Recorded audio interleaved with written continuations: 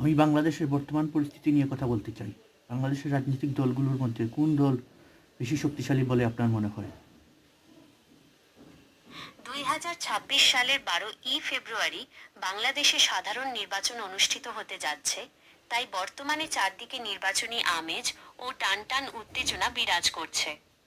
আপনার উল্লেখিত তিনটি দলের বিএনপি, জামায়াত এবং এনসিপি শক্তি সামর্থ্যের বিষয়টি সাম্প্রতিক পরিস্থিতি অনুযায়ী নিচে বিশ্লেষণ করা হলো।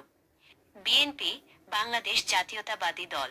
বর্তমানে বিভিন্ন জরিপ ও রাজনৈতিক বিশ্লেষণে বিএনপিকে সবচেয়ে সুবিধাজনক অবস্থানে দেখা যাচ্ছে।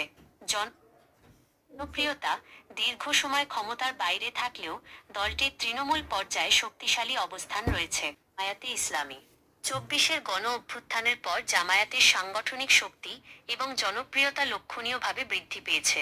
জনপ্রিয়তা বর্তমানে তারা বিএনপির একদম কাছাকাছি অবস্থান করছে। কিছু সাম্প্রতিক জরিপে তাদের সমর্থন প্রায় 29% থেকে 33% পর্যন্ত দেখা গেছে। জোট জামায়াত এবার এনসিপি, জাতীয় নাগরিক কমিটি এবং অন্যান্য ইসলামপন্থী দলগুলোর সাথে জোটবদ্ধ হয়ে নির্বাচনে অংশ নিচ্ছে, যা তাদের শক্তি আরও বাড়িয়ে দিয়েছে। এনসিপি ব্যাপারে আপনার মতামতটা কি?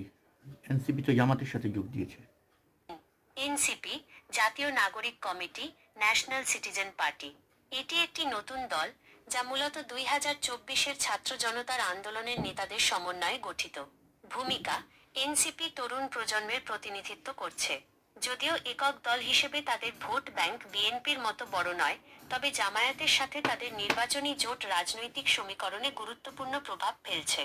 তারা মূলত রাষ্ট্র সংস্কার বেশি শক্তিশালী। বর্তমানে বিএনপি এবং জামায়াত এনসিপি জোটের মধ্যে লড়াইটা বেশ সমানে সমান।